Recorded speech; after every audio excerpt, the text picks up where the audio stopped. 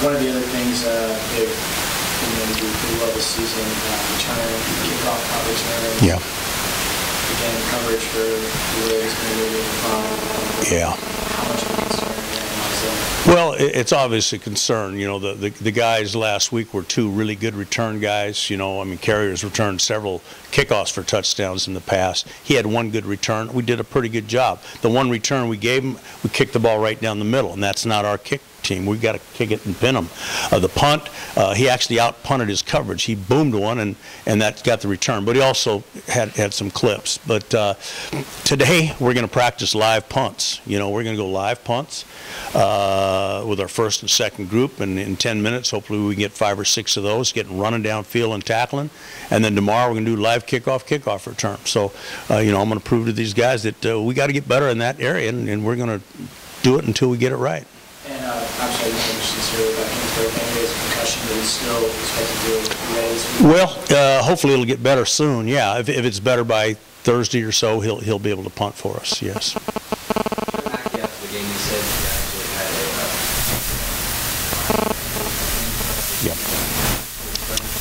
Well, like I said before, you know, we talked about it being a sprain, but then once I had an opportunity to go down and look at the X-ray and the MRI, and there's just a little bit of a indentation where the bone kind of hit down, and it's like you hit an egg and the shell kind of, and that's what happened, kind of hit, but it's not hindering his performance. You know, we let him be in a boot for over a week.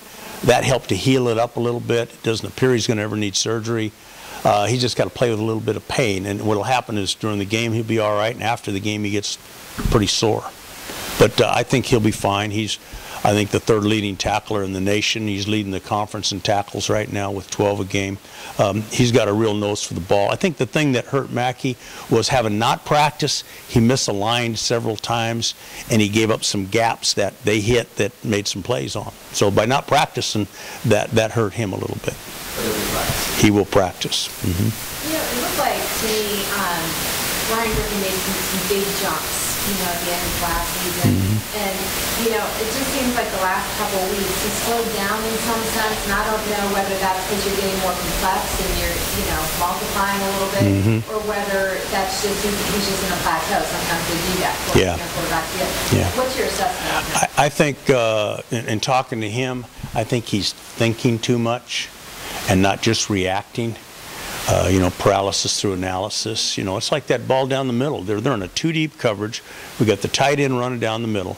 If he just throws it a little bit higher, a little bit farther, it's a huge play, big play, because they're in Tampa too, and we held the middle linebacker and the safeties are out of there. We were going to get a huge play, and instead he underthrows it because he's trying to be so perfect, put it in there, gets intercepted instead of just throwing it, you know.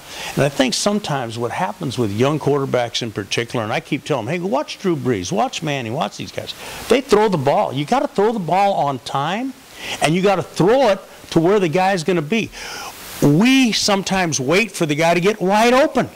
You know, you can't wait for them to get wide open, you know, and obviously as you get to the pros, the margin of error isn't less. But, I mean, you've got to throw the ball on time, and you've got to throw it to the spot where the receiver's going to be, not where he is when he's wide open. You know, when Kevin came in, he did precisely that. He got rid of the ball, mm-hmm. the ball's in the air as he's getting hit. Right. You know, exactly. Seeing that on film, do you think that will help Ryan, seeing how, you know, he took a couple extra seconds kind of... Well, hopefully, you know, having that shoulder the way it is, he better get rid of it a little quicker, too. Yeah. How did DJ Banks feel after the game? He had especially one player who was wide open right up the seam and Kevin didn't see him. Was he discouraged? I don't know. You'd have to ask him that. He only caught one ball, and he caught it and fell down. He should have caught it and made a run, but, you know, he didn't get a lot of chances, let's put it that way. But, you know, he'll have his opportunities. Anything else? Thank you very much.